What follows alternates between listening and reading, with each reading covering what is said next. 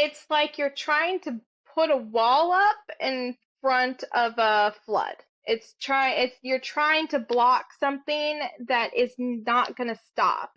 And the more you try to sit and stay where you are and avoid what needs to happen, the harder it's going to be when you're forced. You're eventually going to get forced into change, or you're going to be eaten alive. We are all justified in being angry. It's an emotion. If it wasn't necessary, we wouldn't have it. Anger, directed appropriately, can change the world. And it doesn't have to be burning things down. It doesn't have to be burning bridges. It doesn't have to be hurting people. But you can channel it into all sorts of different things, into exercise, into creation, into writing. You can channel it into activism, into all sorts of different ways. It's what are you going to do with it? And where is it coming from, and why are you feeling it? Unconditional love does not mean that you don't have boundaries. Right? You can love somebody unconditionally. You can love them for who they are, as they are. You can love them because you see all this potential in them, and you can love them and want the best for them. But that does not mean that you have to allow them in your life. Darkness isn't always bad. The light isn't always good. And there's always kind of some pieces in each aspect, right? It's two sides of the same coin, two pieces of the same puzzle. They work together and they go together. Threshold breach detected. Initiating council or path. Arden, are you even listening, or are you just pretending to analyze Stardust? Again. You may want to hear this one. Incoming vessel detected. Scanning signature. Starship, Heart of Gold. Pilot, Marian Scales. Primary frequency, transmutation. Emotional status, self-aware with traces of sacred rage. Council clearance, approved. The Council welcomes you, Marian. And we have Marian from the... Oh, I forgot it again. What is your ship's name? The Starship Heart of Gold. The Starship Heart of Gold. Okay, yes. Oh, and so, whenever I encounter another cosmic traveler, I invented a little icebreaker game, and it is called the Cosmic Wheel of Wisdom. So we spin the wheel, and whatever random question it lands on, you get to answer. Okay. Alright, let's do this.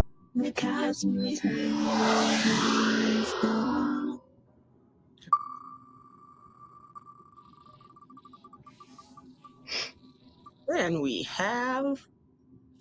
What's your cosmic superpower? My cosmic superpower. Oh. Geez, that's a tough one. I don't know how to answer that. I don't know if I should give a literal answer or like made up answer that I wish that I had this thing. Do both. Do both. Okay. So I don't know how to answer either of those questions. So okay. So I think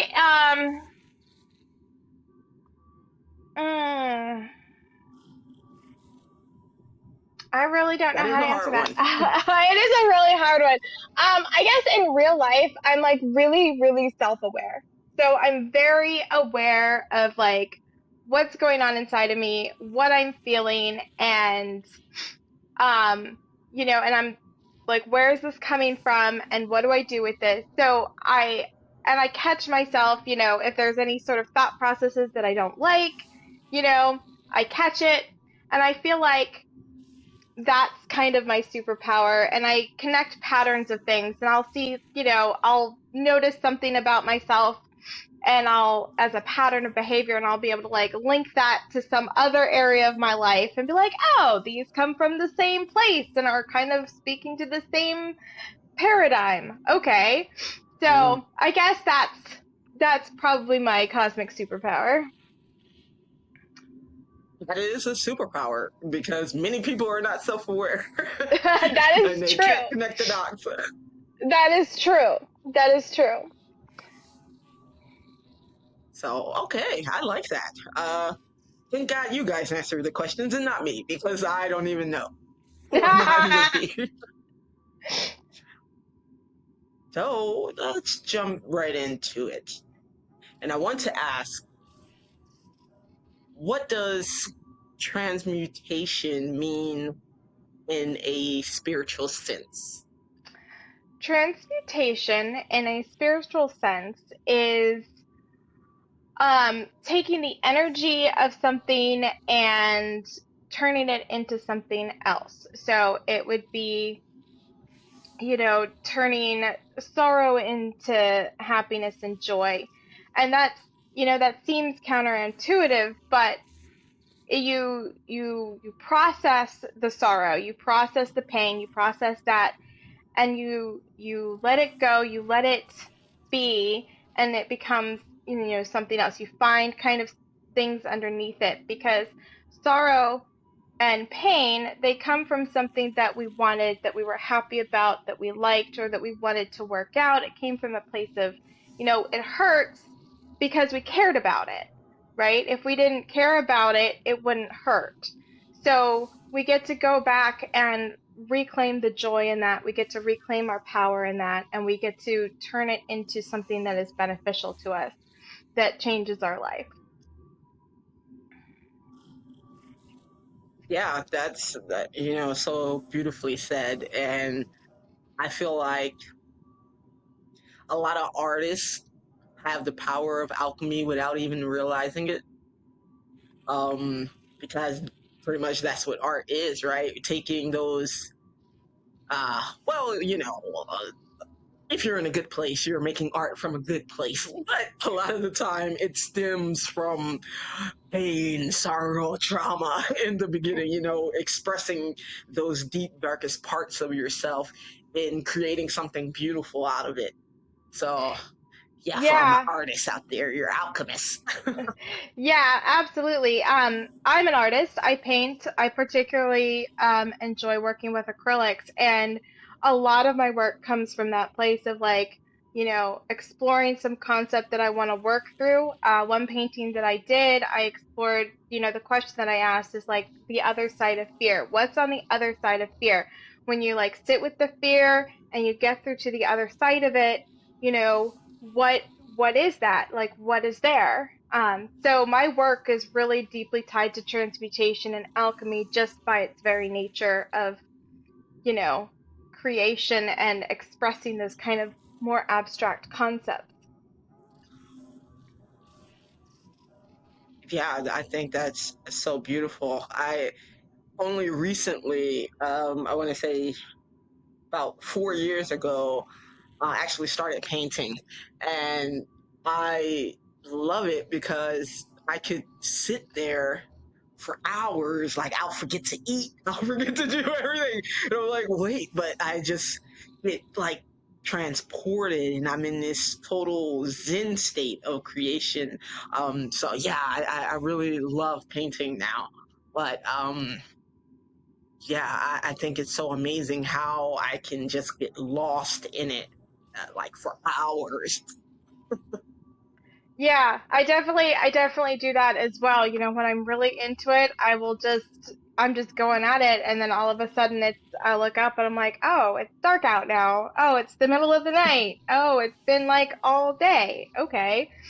Uh yeah, so it's very easy to get lost in doing things that you're really that really just speaks to you. Absolutely. So, how do you think people can begin the process of turning their pain into wisdom and power? They have to first be able to face it. They they have to be able to acknowledge that it's there, be aware of it, and sit with it. Um, and without getting consumed by it, right? It's so easy to get consumed by things that are hurtful if we don't know how to let them go if we don't have that practice. But you can't transmute something, you can't let something go if you keep avoiding it and suppressing it. The only way out is through. So you have to, if you want to get over something or get out of something, you have to be able to let it go. And sometimes that means feeling it. Sometimes that means sitting with it. Sometimes that means remembering it. So being able to do those things without getting lost in them and getting caught up in the pain, that's really the place to start. Um, Journaling can help, meditation can help, art, being creative, painting, sewing, any sort of creative process can help. Exercise is a great way to kind of work through stuff. Um, there's really kind of no really wrong way to do it. It's just, finding what works for you. And, sometimes we need different modalities for different things. I have used all of those techniques to work through stuff, to transmute things. Sometimes I need to exercise and move my body. Sometimes I need to create something. Sometimes I need to journal. Sometimes I just need to sit with it. So being able to implement all of those things at any given point in time, depending on what your needs are, that's really, being able to do that is really powerful.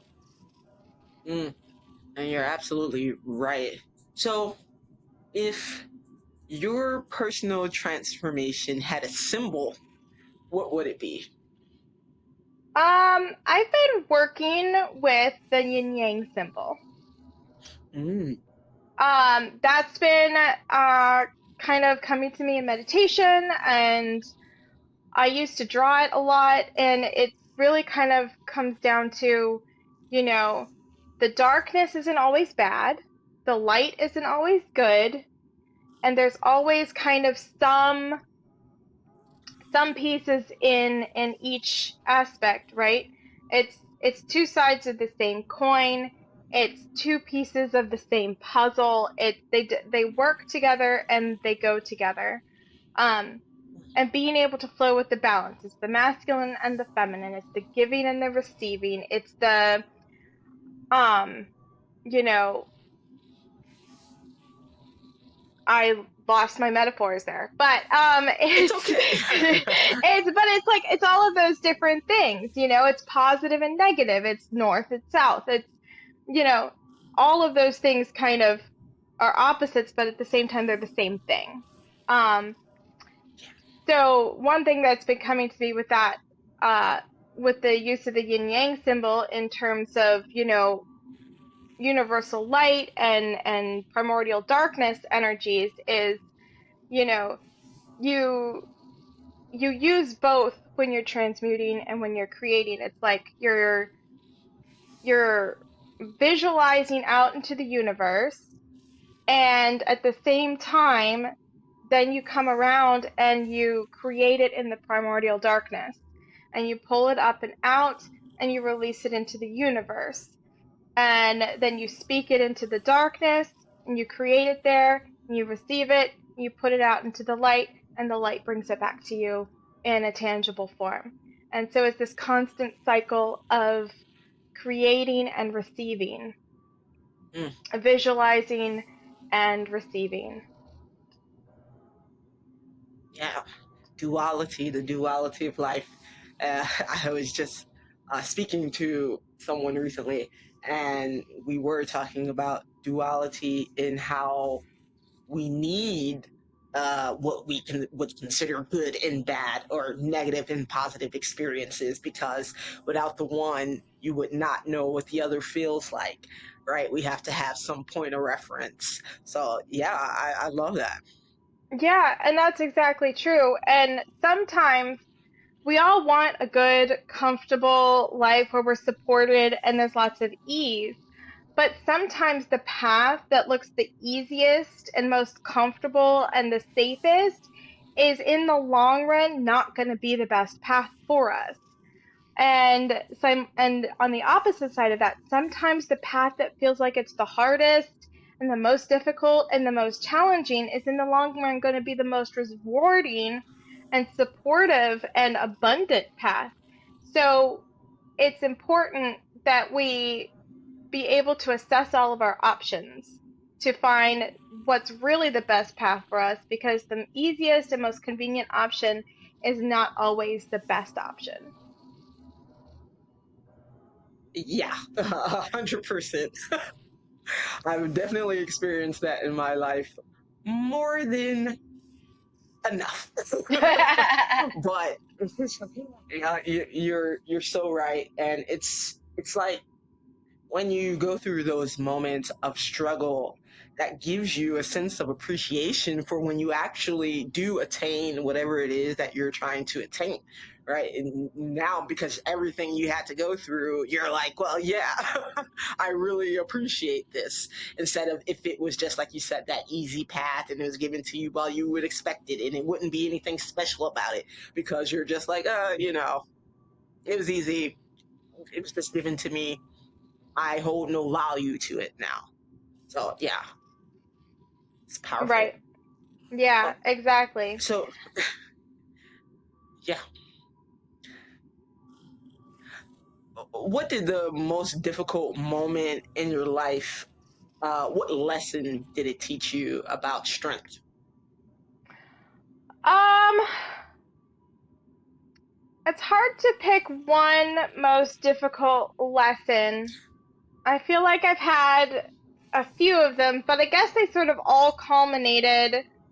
It was like a it was like a lot of bad decisions, or at least not great decisions, that kind of led me to spiraling out and kind of hitting a really low point where I was not able to take care of myself, and where I was simultaneously unable to take care of myself and miserable and hated everybody, and also feeling very entitled, like, expecting things to just be given to me and not understanding why everything was so hard.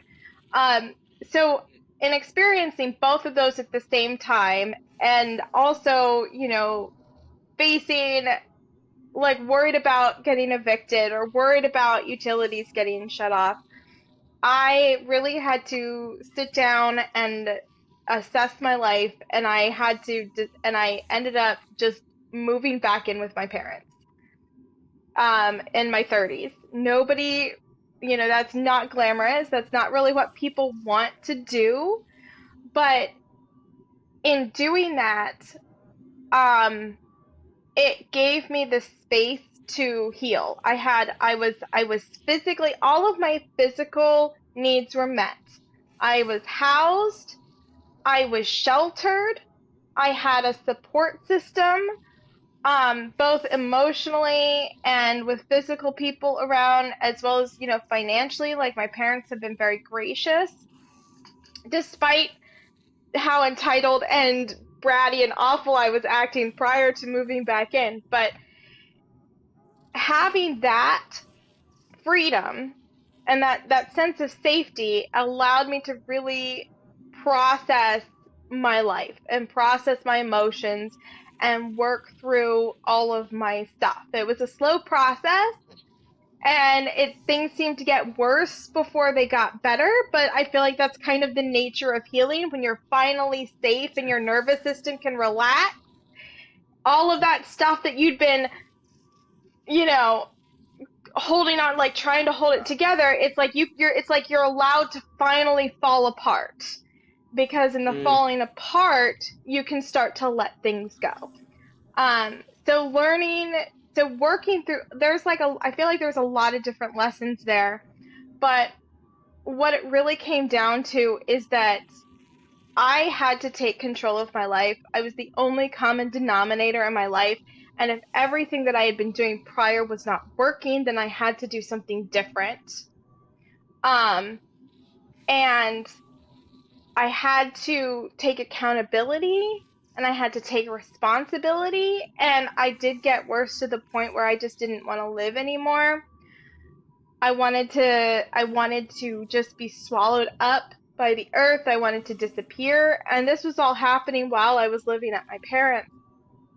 But outside of all of that, there was this tiny little piece of like determination that I was just holding on to. Like I had to find my way out of this. I had to figure this out. I had to go through this. I had to succeed. I had to find a way out on the other side. Like I refused to give up completely. I came, close energetically a few times, but I had, because of the support system that I had and because I was taking action and being in therapy and all of that, I had these support systems in place where I could talk about this stuff and have people, guide me and advise me so that I was not just kind of doing it on my own entirely. Ultimately the work does have to be, it's really still on your own because you have to do it yourself. Nobody else can do it for you, but you need people in your life that can hold that space for you and guide you when you're not sure what direction to go in and you're not sure what to do with all of these big feelings that you're having. So just the strength was in refusing to give up. I wanted whole being wellness and I just refused to give up, and I was willing to do whatever it took. I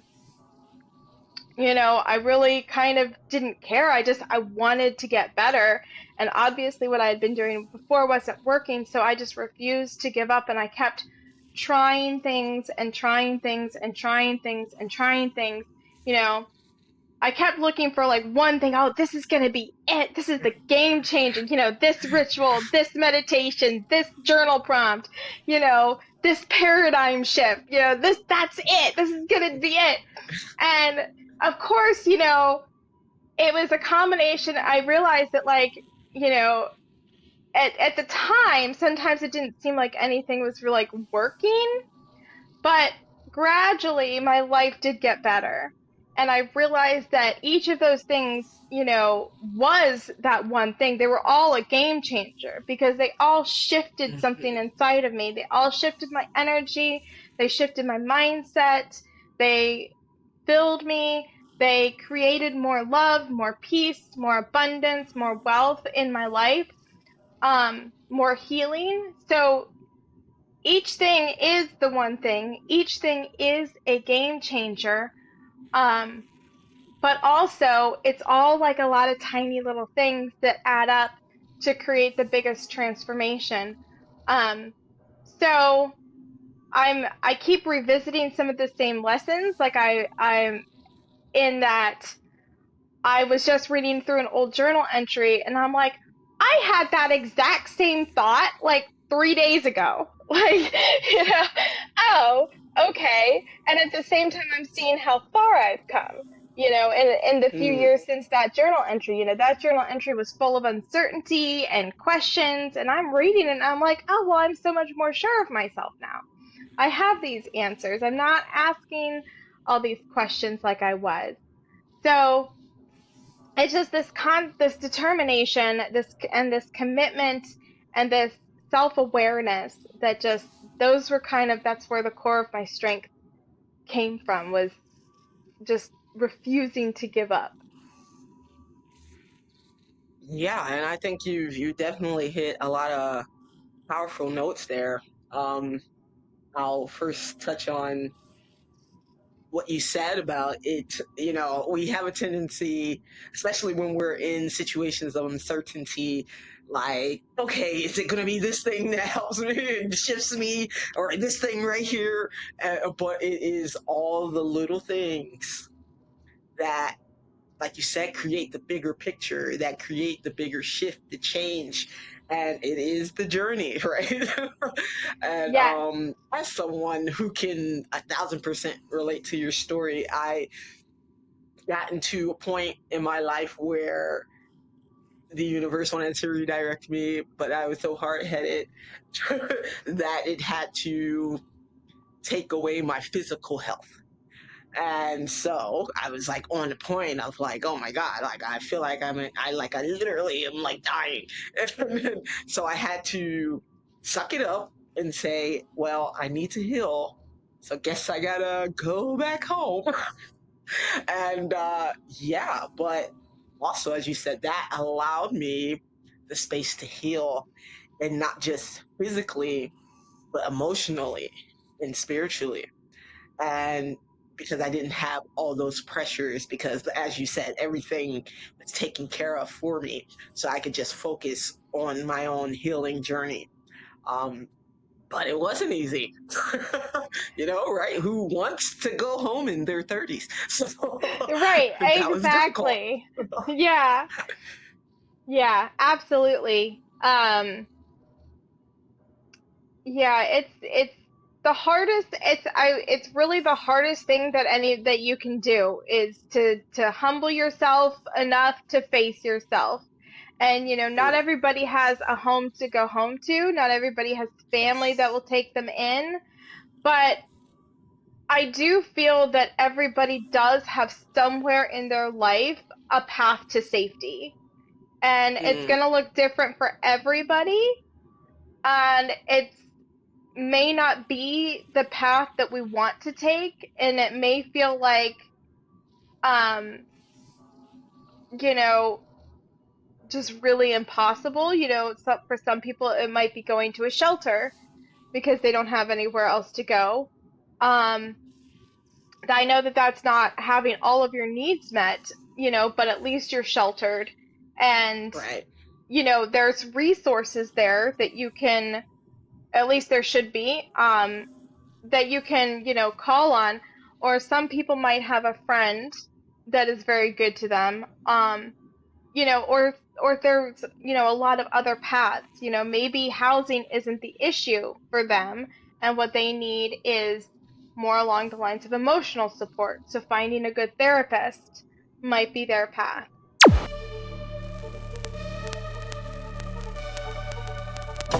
Have you ever stared into your own pain and whispered, "What if this was never meant to break me?"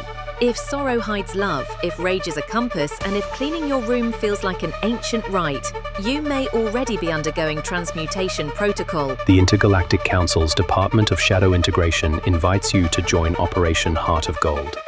No initiation, no paperwork, just one question. What if you are already the alchemist? Participants report emotional clarity, symbolic downloads, and a sudden obsession with marzipan and dark chocolate. The pain was real, but so is the power. Operation Heart of Gold. You don't escape your shadows, you sculpt them. So it really can look different for everybody. Yeah. It just depends on, like you said, what it is that you need. And so, how do we, going back to, I guess, your the symbol you brought up, which was a good segue into this question. So, how do we reconcile duality within ourselves? Um, I feel like that's kind of a lot of compassion for ourselves, Mm, right? And not fighting against our nature, and not um everything can't be love and light. You right. can't, like, and I feel like there's a lot of, in particular in the new age spiritual communities, um love and light, love and light, love and light, good vibes only, good vibes only. um and that that avoids the darkness within ourselves, that avoids, um and darkness is sometimes it's things that we maybe don't like about ourselves that we're judging. And some of those things are things that maybe we can transmute and work on, and other things we just need to accept as part of who we are. And it's really not so much about suppressing them, but learning how to live in harmony with those aspects of ourselves. For me, some of that has been about dealing with rage in particular. Like I used to be very, very, very angry, and I still kind of sometimes feel it's a very interesting sensation because I get a sensation like in my chakras, in my body, when I start to feel angry. It's like it's a fire that sort of rises up from my root and my Mm, sacral, and I just So coming to accept that as part of who I am and realizing that that's not bad, it's not negative, it's just, where is it being directed at it? What's triggering the anger, and is it justified? Or is the trigger something that I need to de-trigger from myself, right? Because righteous rage is valid. You know, we are all justified in being angry. It's an emotion. If it wasn't necessary, we wouldn't have it. It has a purpose in our lives. It has a purpose. um, you know, anger directed appropriately can change the world. And it doesn't have to be burning things down. It doesn't have to be burning bridges. It doesn't have to be hurting people. But you can channel it into all sorts of different things, into exercise, into creation, into writing.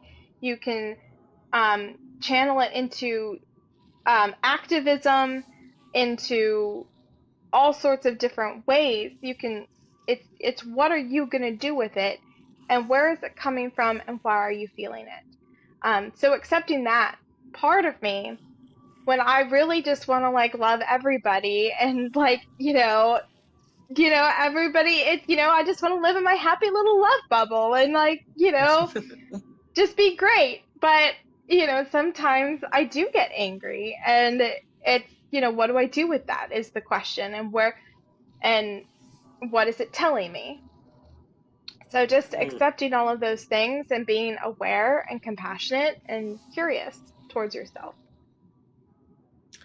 Yeah, and I love that what you said about righteous rage. That's a nice one to coin that. Um, I I can so relate. Like I am. Like I embrace my duality 100%, and it took a long time to get to a point where I could balance it all out. But I'm like so like laid back, so relaxed, type of chill, nonchalant person. But on the other end, if I am unhappy, you're gonna know it, and it's not gonna be subtle.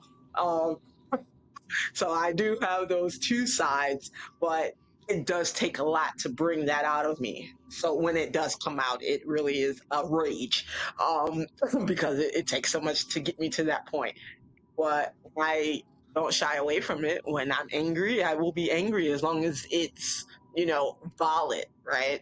Because sometimes, maybe we're just irritable for whatever reason. I'm hungry, so I'm irritable. Like that's unreasonable. But, um, but yeah, if it's valid, then I say lean into it, but in a productive way.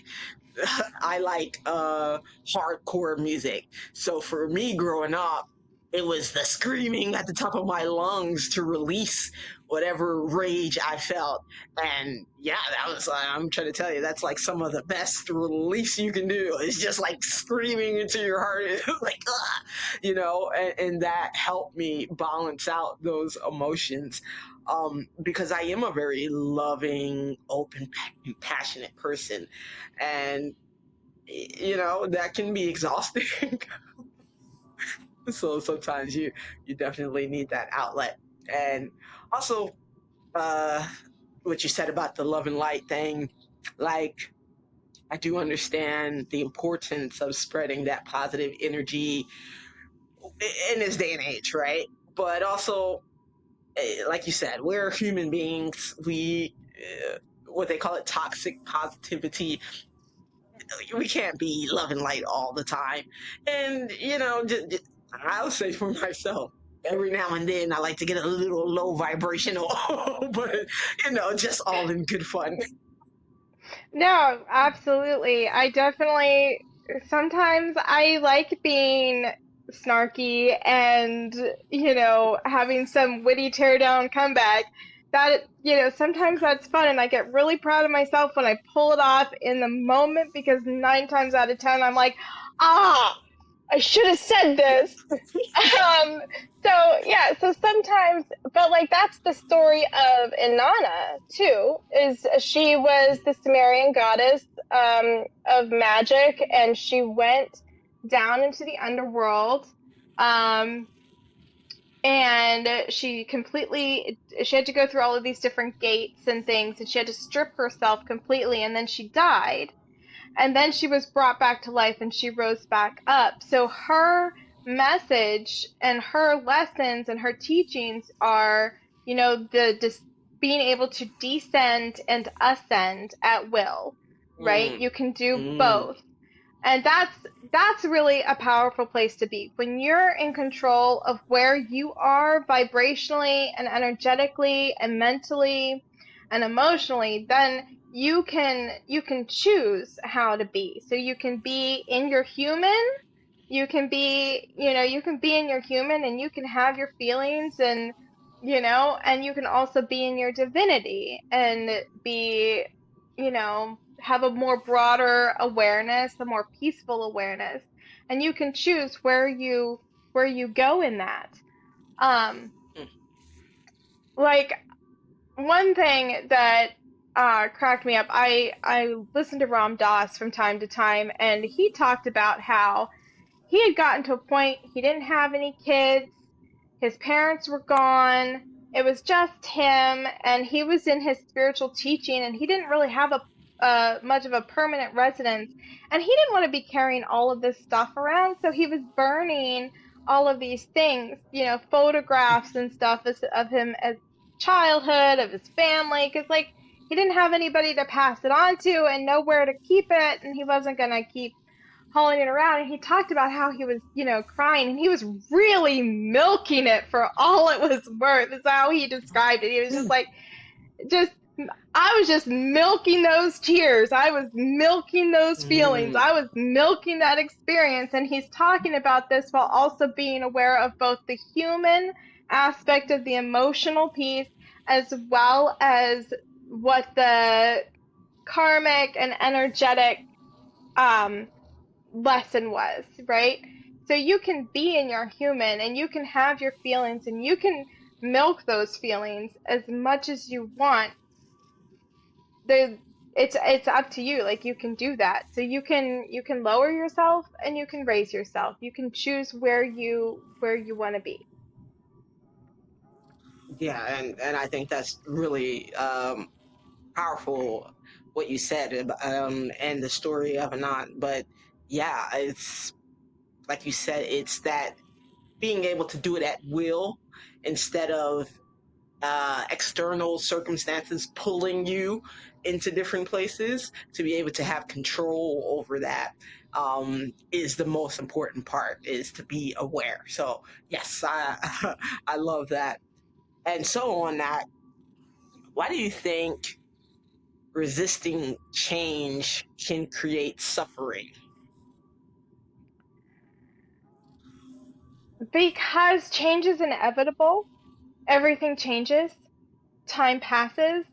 Bob Dylan wrote a song about it. The times they are a changin', right? You cannot stop change from happening.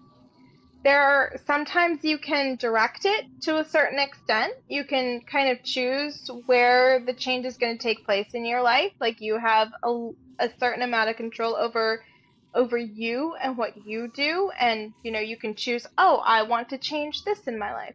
But when change is happening and you're resisting to it, it's like you're trying to put a wall up in front of a flood. You're trying to block something that is not going to stop.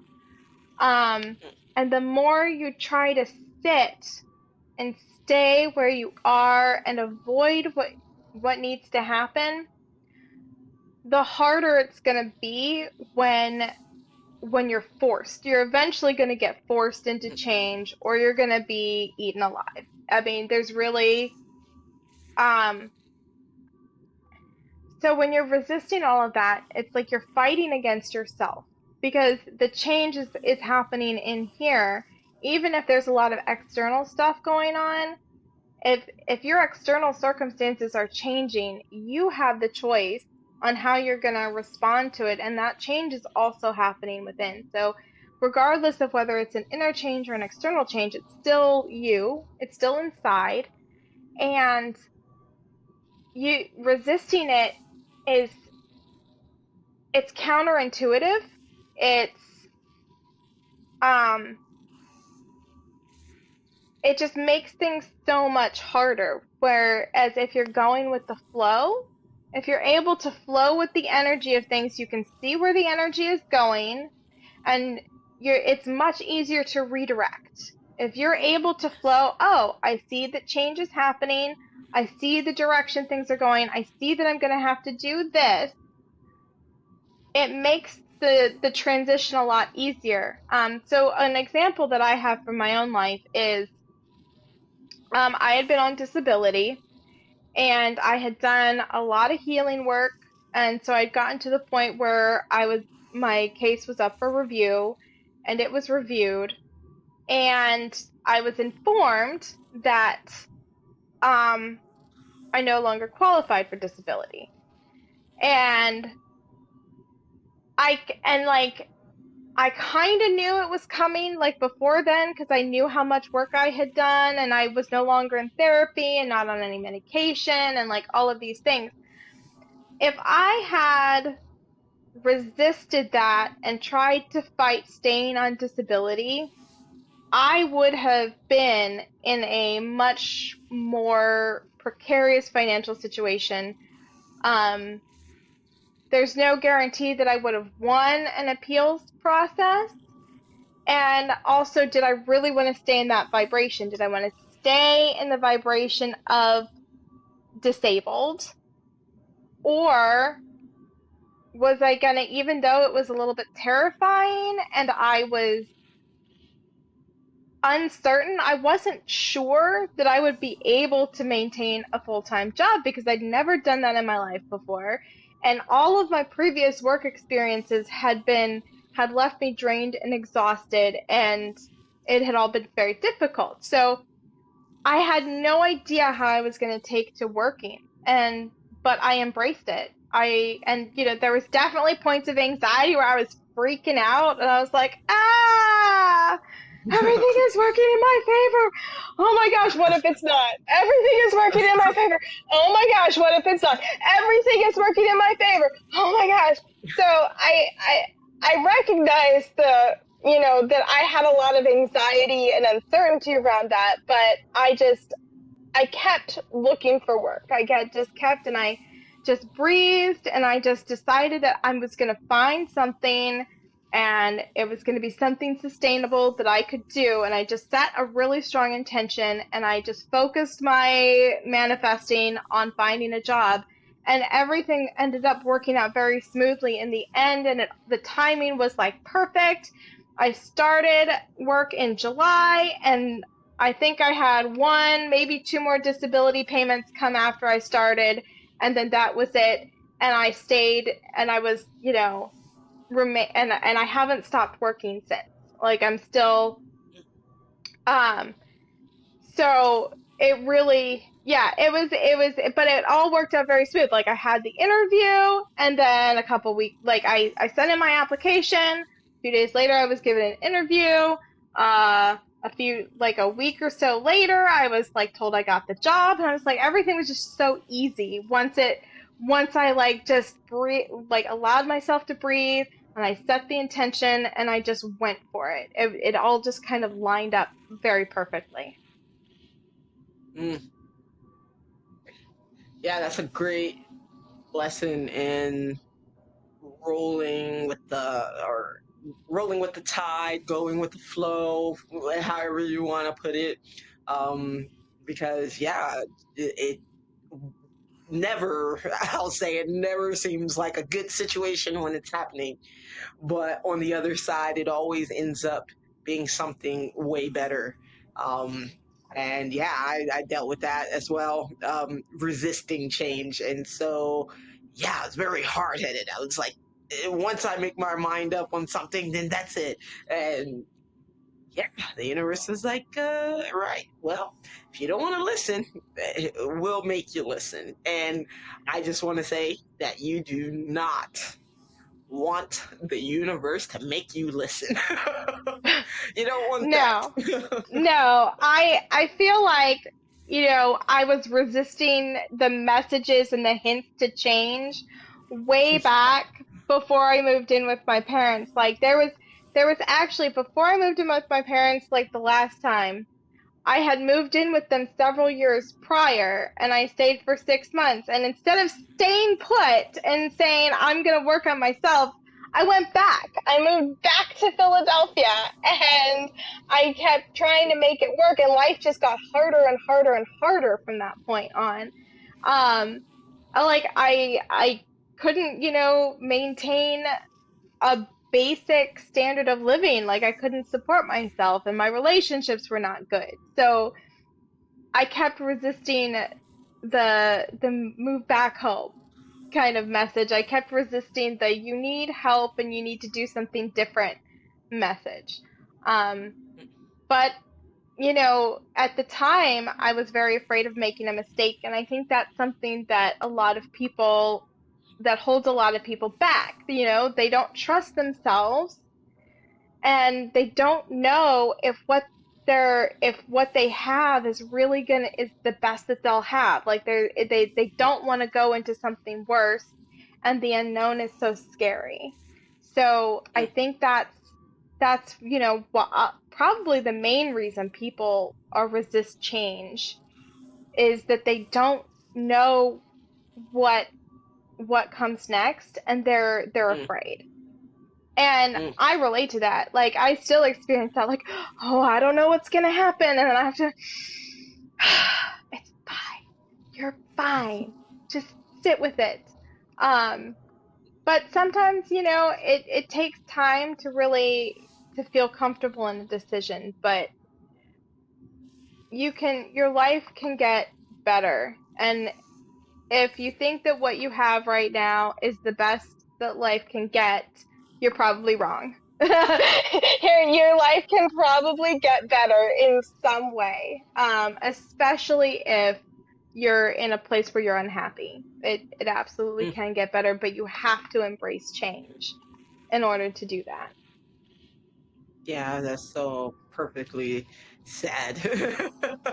Yeah, change is inevitable, as you said in the beginning. So change is always gonna happen. It's just up to you whether or not you're gonna allow it. And you know, as someone who's very forward thinking, it's very difficult for me to release uh not knowing what's gonna happen next. But in that, I worked on it really hard and I realized, like, wait a second, if I can't see something specific, like I don't know what's going to happen, that means anything can happen. I literally, I can make anything happen. And so when I changed my mindset to, well, it's all possibilities, not like the void. Actually, things started to flow better for me. So having that positive mind frame, and then actually having something like really saying to myself, because I don't know what's going to happen, allowing myself to really dream about all the things that I would like to happen. You know? Yeah, that's that is something I'm still working on because, like, one thing I'll be like, oh, anything can happen, and I'll start thinking about all of the good things, and then all of a sudden, like, I'll get some intrusive thought about, like, some terrible, awful tragedy, and I'm like, no, that is not, Anything can happen. no, why? Why? Yes, it could happen, but why? I'm trying to visualize and manifest positive outcomes. Please stop with the intrusive negative thoughts. So that is something that I am still working on, unpacking in myself to only be able to think about the positive stuff. Although sometimes those, like, negative thoughts are kind of a little bit of a foreshadowing, but most of the time they're not. But every once in a while, sometimes it's Yeah. hey, Yeah. watch out for this thing. But 90% of the time, probably 99% of the time, it's just an intrusive thought. It is anxiety. It is some, paradigm that you need to work through, um, and let go of. Yeah, you're absolutely right. And hey, we're all working on something, right? Constantly. That's just the journey of life. But Yes. if you had to describe your current energy as an element, what would it be? As an element, I feel like,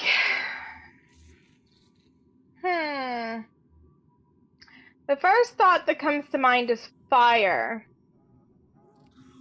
Just because I'm like constantly doing, I'm constantly creating, I'm like really focused on putting out what I want, putting things out into the world, working on my business, working on content, working on being creative, working on creating a better life, working at my full-time job, being a mom, helping out my parents, like all of these different things. There's a lot of go in my energy, even if I'm just sitting. Um, so probably, I guess I would say fire, but I also feel kind of watery. I don't know. Like I feel like I have a lot of water in my chart. So I feel like there's a certain amount of flow that happens. It's a fiery flow, I guess. It's like it's just feel like that's fine. Whatever. It's cool. Fine. Just whatever. It's fine. And then it's like, leave me alone. It's like, let me go have my quiet alone time and get away from all of you people. Okay, I feel better. Now let's flow. So so fire and water I think are probably pretty heavy in my energy right now. Oh yeah, like that passionate, intense, but emotional and fluid.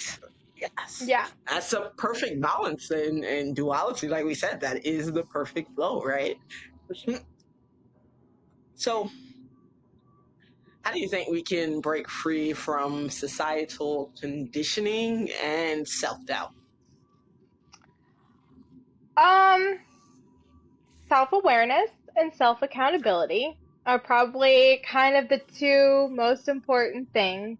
One thing I heard somewhere, and I don't remember where I heard it, who said it, if it was in a book, but what I heard is the the first thought that you have is your societal conditioning, family, Mm, upbringing, culture, whatever. The second thought that you have behind that is your truth, is closer to your actual personal beliefs. Um, so if we want to break free from the societal conditioning, we need to be aware of both of those, of which thoughts and beliefs we have are actually true to us. We have to be willing to question everything.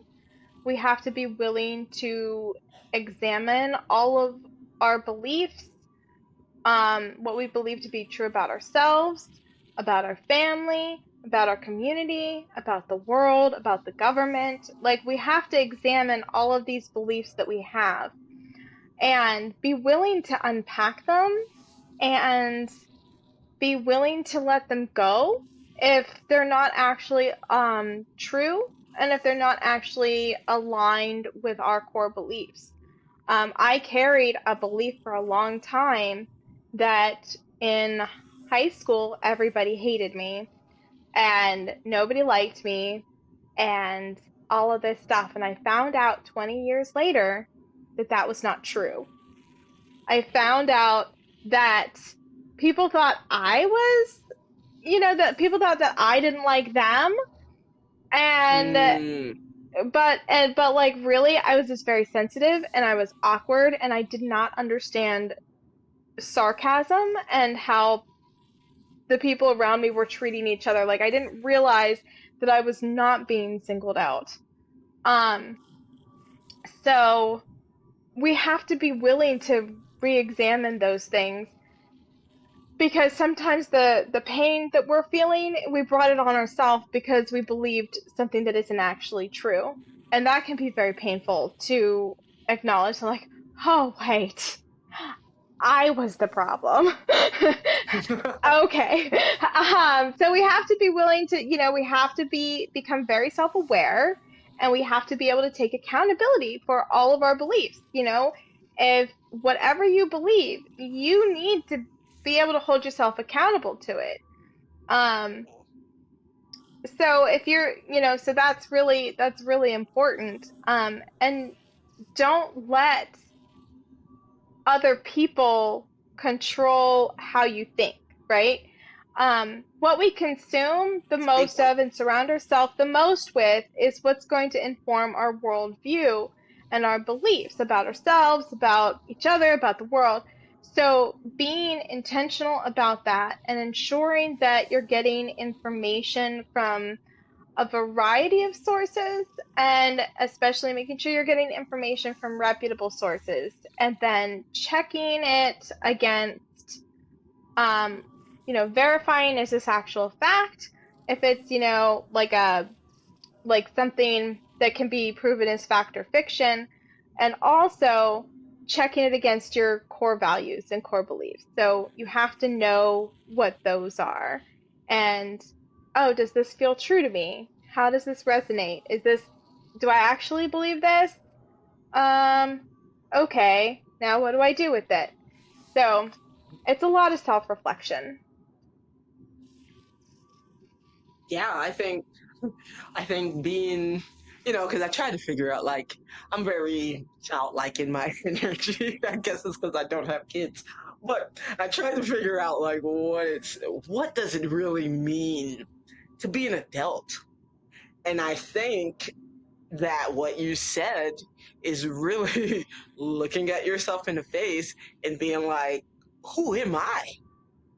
Let's Yeah, strip away all of these things. Who am I? Like, we have to live through our whole lives just to figure out, become adults and figure out, like, why?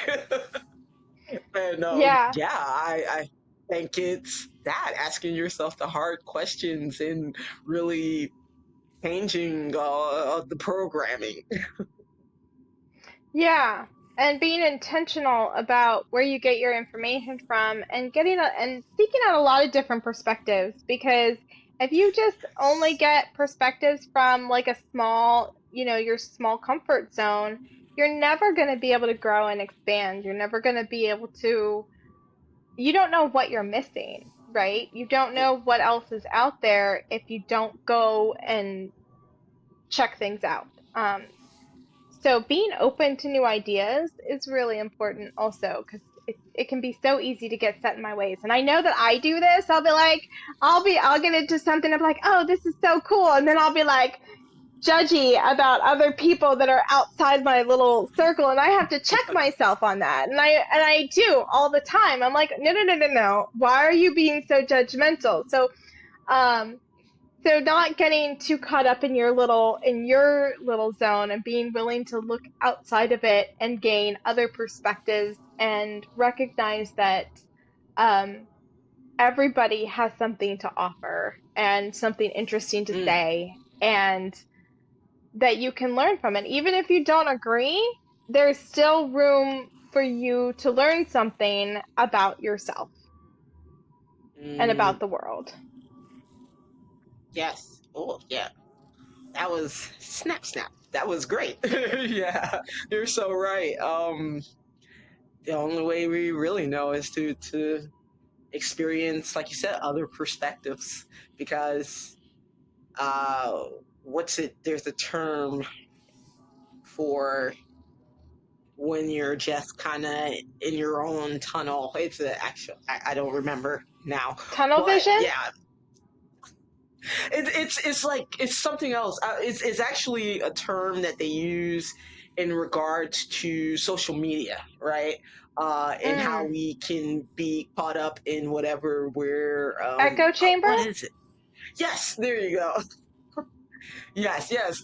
We can get caught up in our own little echo chambers and self validating, but we have to really, you know, like you said, seek those other perspectives to get a full spectrum picture of what's going on. Yeah. Yeah. Yeah, absolutely. So, what do you think the importance of, and I'm sure we touched on this throughout, but the importance of self love in overcoming depression, anxiety, and like any emotional trauma? It's essential. You cannot beat yourself into healing, right? You can't like hate yourself into wellness, right? I mean, because people who are healthy, who have a good mental health, who are emotionally balanced, um, who are thriving, there's a lot of joy and a lot of love inside of them for themselves. They're happy, and you can't be happy if you hate yourself. I mean, you might have moments, but your general vibration, if you really hate yourself, and that's where depression is. Like trauma, like makes us believe that we are less than, and it can make us more critical of ourselves, and it affects our self-worth and the views that we have on ourselves, and depression exacerbates it. And anxiety has us overthinking and worrying that we're the problem, that we're making a mistake, that people don't like us. So when you're in those spaces, it's you you need to give yourself grace and forgiveness and compassion, and you can't do that if you're constantly beating yourself up. You have to stop beating yourself up, and you have to learn how to love yourself and all of who you are. You need to love and accept yourself even when you're in those low places. You need to just love and accept, this is where I am right now, and I am worthy. Because if we don't feel like we're worthy, we're not going to feel good. It's you can't not love yourself and thrive. You Mm, have to love yourself. Thriving things are love. If you look at a garden that is thriving, it is loved. Like you mm, look at it and you see vibrancy and lushness, and lots of produce and lots of fruit and lots of an abundant harvest, and health and wellness and well-being. And there's nothing sad in that. There's nothing depressing there. There's no hatred, there's no anger, there's none of that stuff is going on when you're looking at the thriving garden. So you need to be setting yourself so that you are a fertile soil to plant the seeds that you want to see grow in your life in. You have to pull out the rocks and the weeds inside yourself, and that's the self-loathing, that's the depression, that's all of the trauma, that's all those triggers. You need to pull all of that out of you, doubt and fear and loathing, and you need to replace it with love and compassion and abundance and joy and healing. And then that's when you're going to see changes in your life. You have to plant seeds of self-belief. mm. You're so right. And it's interesting that you brought up the garden, right? Because, I was recently talking to a few people, and even when I learned about this years ago, about, how the words or the energy we give off to plants and, food, grains or whatever, water, anything like any life form. Um, affects how they flourish, right? So how we nurture them, how we nurture water or a plant can affect them, then just imagine how what you're doing to yourself when you're not nurturing yourself. Yeah, exactly. Exactly. It's so important. To the words that we speak to ourselves and about ourselves is so important. Um and it will literally change your life, if the only thing that you do is you change the way that you think about yourself and the way that you talk to yourself, you will see changes. Mm, absolutely right. And so, on the topic of love, like, what's your favorite way to show yourself love? Oh, geez. I don't know. I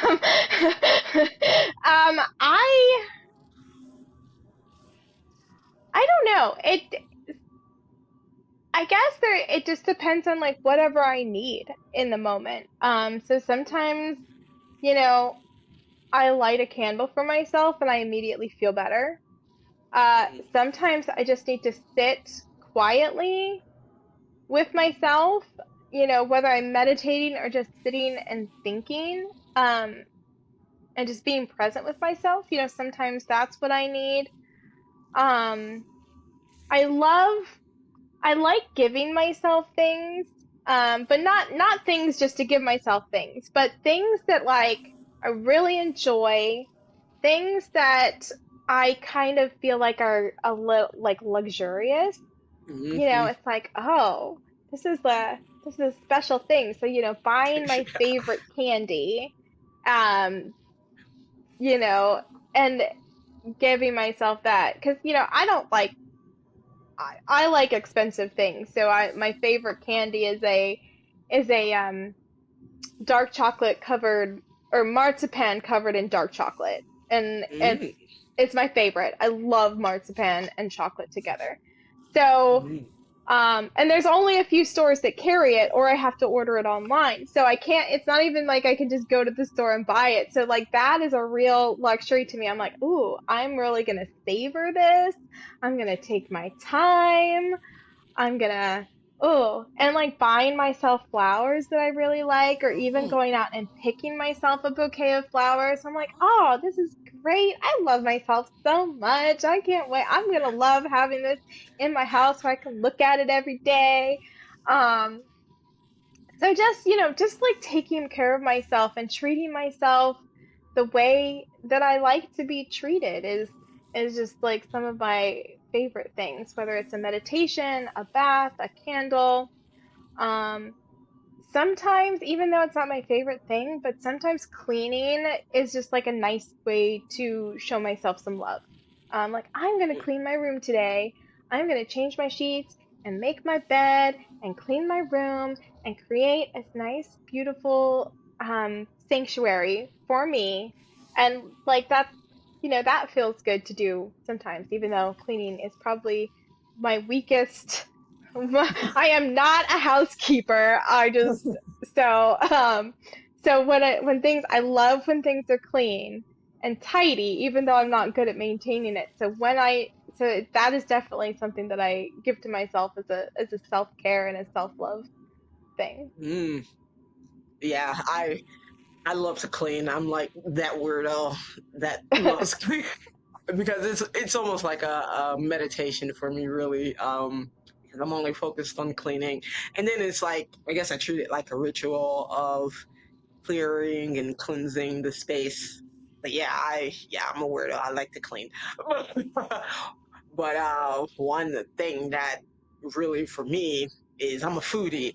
So a good, nice, luxurious meal for me, yes.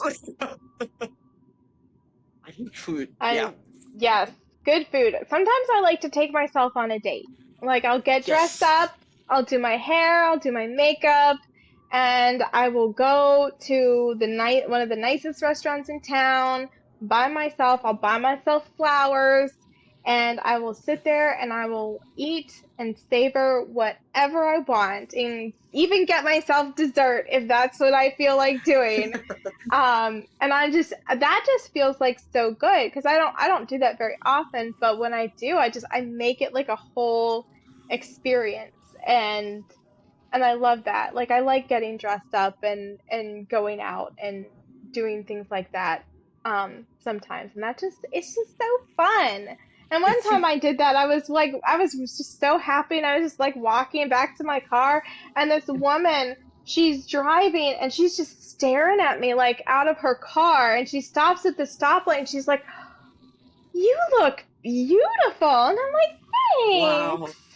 thanks. So, I mean, it really, when you really get into it, you just give off like a whole different vibe that is noticeable by everybody. Like, Mm.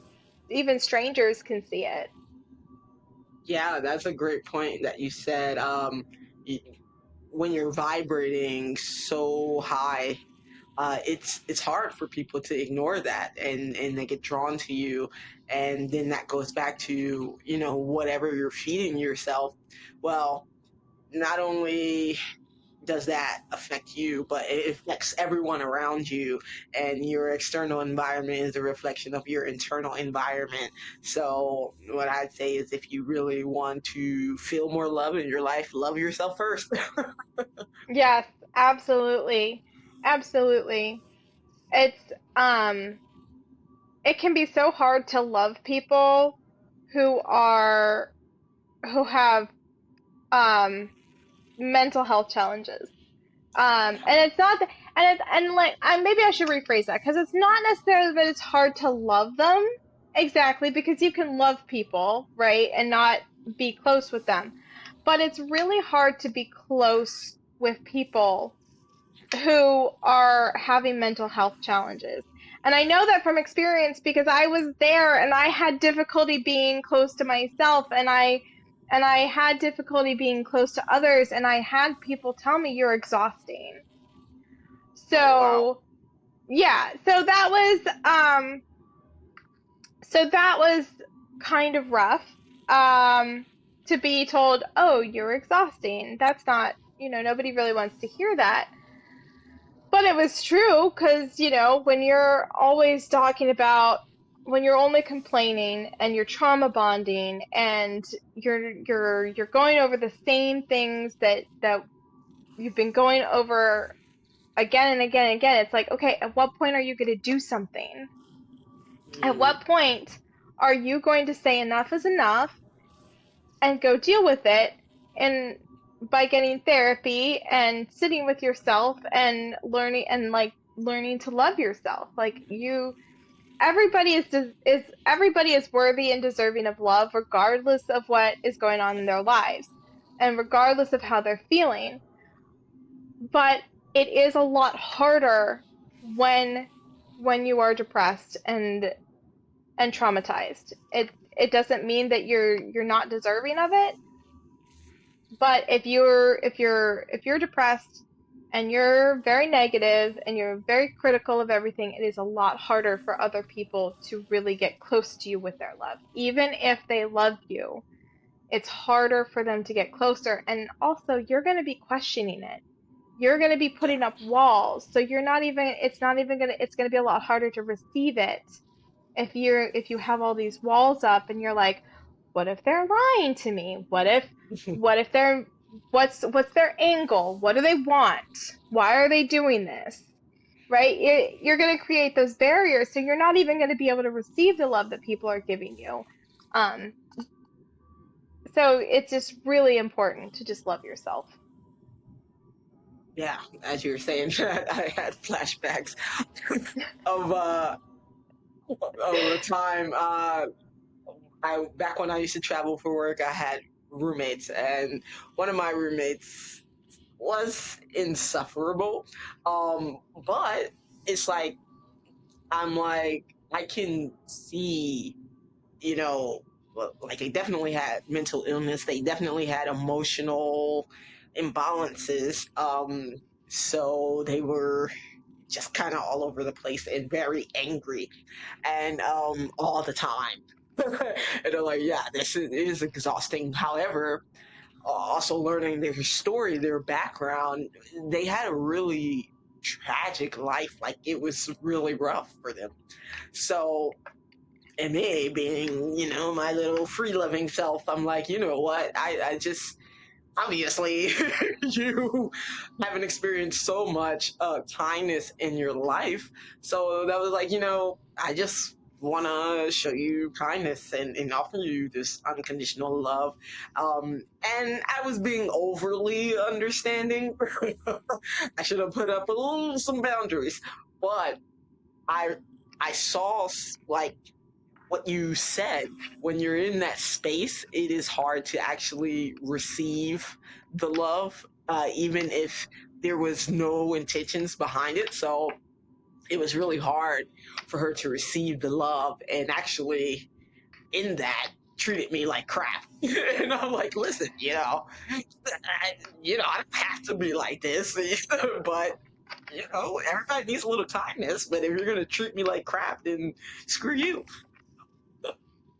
Yeah. Oh shit, I'm so sorry. My No, phone is you're fine. I'm so sorry. My phone is I have to plug my phone in, otherwise it's at 12%. So I'm trying to this is not working. Okay. Oh, Oh shit. I'm so sorry. I'm so no, you're sorry. fine. You're fine. You're fine. Actually, let me go get my actual charger. I'm so Yep, go sorry. I'll be ahead. right back. You got time. Yep.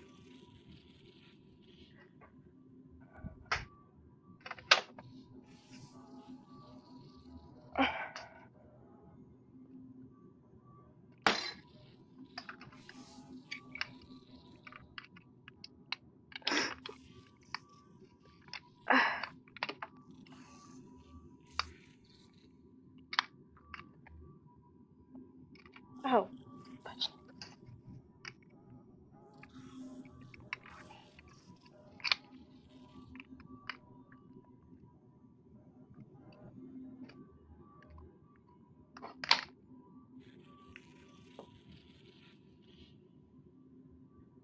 Okay.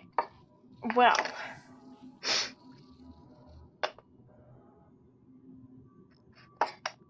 Nothing wants to cooperate. It's Unfortunately. okay. It's been one of those days, honestly. My phone was almost fully charged before we started. Oh, shh. I'm so sorry. Yeah, don't apologize. You're fine. Okay, I think we're almost at a functional level here.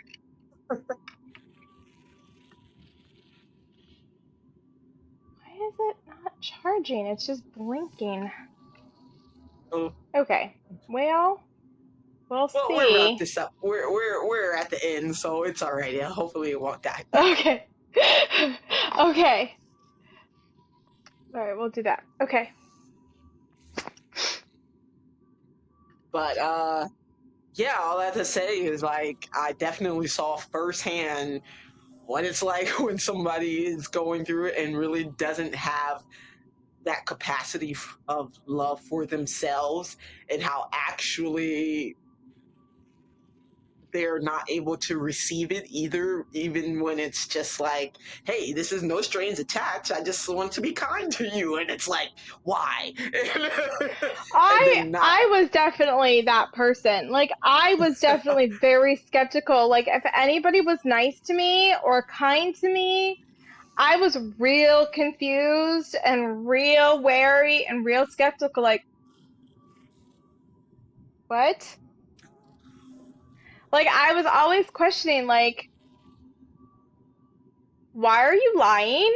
Like, where's the lie? Mm, What do you want? Like I was looking for why people were using, like what the angle was.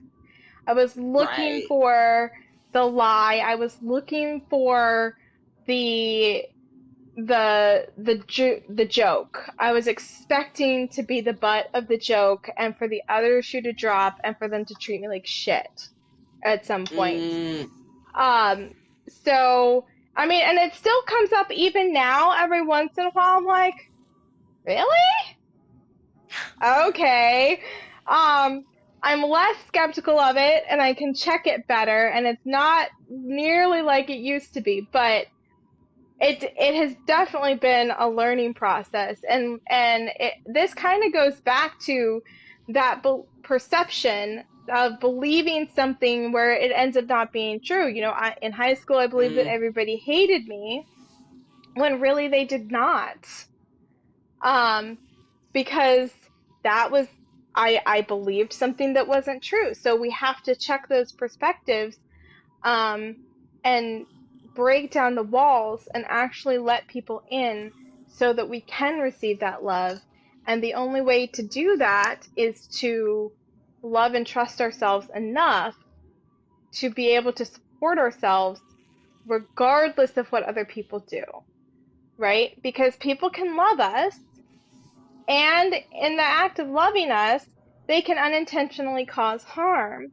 So, being able to accept and receive that love without allowing that unintentional harm to derail everything, and being able to navigate that requires us to be loving and trusting and compassionate of ourselves, and to be able to communicate clearly, right? And we can't do that when we have all these walls up and we're resistant and we're blocking ourselves. Mm. Yeah, yeah, absolutely right. And like I said, I experienced that firsthand. It was interesting to me because I think the most interesting thing about it was, uh, well, I'm very analytical, so I was just like analyzing this. So I'm like watching, and I'm like, oh, so because people mistreated you, now you're turning around and doing the same thing to me, and I didn't even do anything except be kind to you, and it was like really bad. And I'm like, Mm. I was trying to figure, like how can you react this way? Like, what? At the end, I just kind of moved on. Like, I don't need this. I don't even like you. But, but I was just, they're my roommates. We're in a situation, and you want to make the best of it. I want to have a good life and not be irritated. But yeah, that was like so interesting to me. I would say weird, but it's not. It's just that's just what happens. This is what they saw, and they turned around and just did what they saw, without thinking about it, not thinking about the fact that I'm a person with emotions, you know. But yeah, Yeah, and it can be difficult to relate to people when you're in that place, but also, you know, being able to set boundaries. Like, you can love somebody, but that does not mean that you need to put up with them. That does not mean you need to hold space for them. That does not mean you need to deal with everything. I really believe in unconditional love, and a lot of people, I feel like there's kind of a misunderstanding of what unconditional love actually is, because unconditional love does not mean that you don't have boundaries, right? You can love somebody unconditionally. You can love them for who they are, as they are. You can love them because you see all this potential in them, and you can love them and want the best for them. But that does not mean that you have to allow them in your life. That does not mean you have to allow them access to you at any time. It does not mean that you can't have and set and maintain boundaries. And honestly, setting and maintaining boundaries is an act of love for you and the other person. Um, because it's it teaches them, if they're open to it, to what a boundary is. And if not everybody knows how to set a boundary. So if you set a boundary and you maintain that boundary, then it shows how to set a boundary, and so people can learn from that. Um, and I know also that sometimes when somebody sets a boundary with us, that our initial reaction, especially if we're sensitive to rejection, can feel like rejection, and we can go about it. So that's, when we come up against those, it's a good way to self-reflect and to kind of practice our coping skills, and breathe and remind ourselves that, okay, this is just a boundary. It's not a reflection of me. It's not a rejection. It's just, that's their boundary. That's okay. I have boundaries, and I'm allowed to set boundaries. And we can't be afraid of setting boundaries. I know that sometimes I get a little bit anxious when I set a boundary, because I don't want to offend people, and I don't want to upset people, and I don't want to hurt people, and I don't want people to think badly of me. But at the same time, if we don't have boundaries, then there's no self-respect there, right? So, yeah, absolutely right, 100%. And I had to learn discernment, boundaries, all those things. Yeah. So on that note, if you could leave everyone with one message, what would it be? Oh my. I think it would be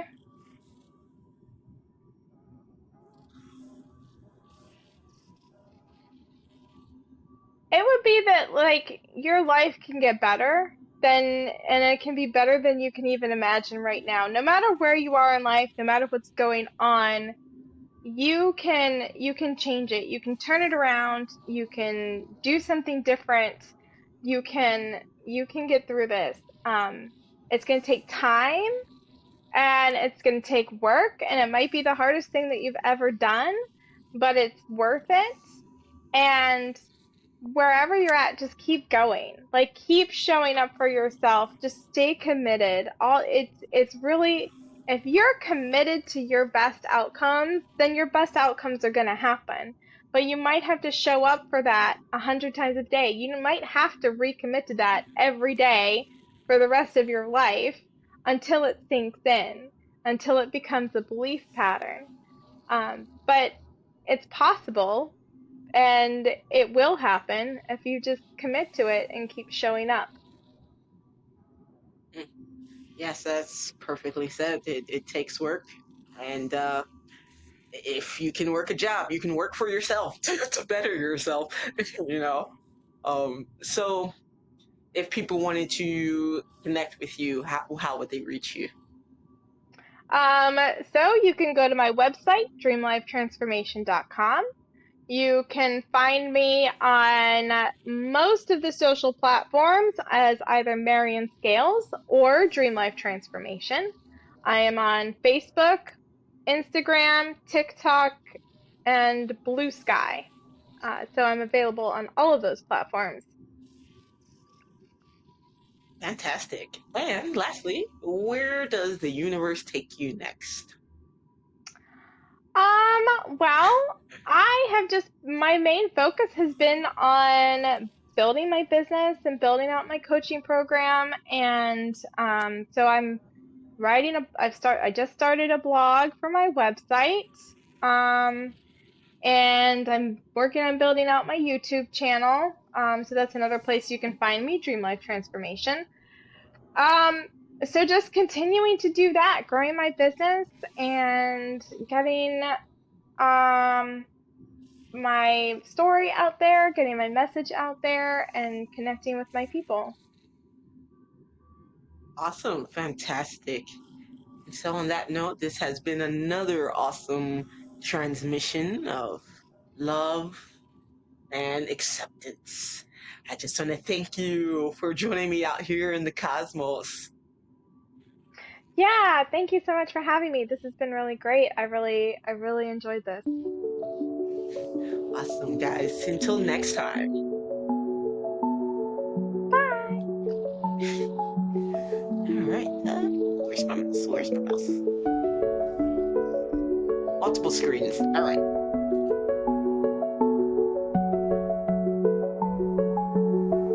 Oh, okay. I wasn't ready for that level of soul activation. Arden, log. Already done. You're glowing, by the way. Where to next, Arden? Jotting next coordinates. Destination: the rewritten realms. Incoming transmission from Sudabe Mokri, guardian of soul contracts, reincarnation, and the secret power.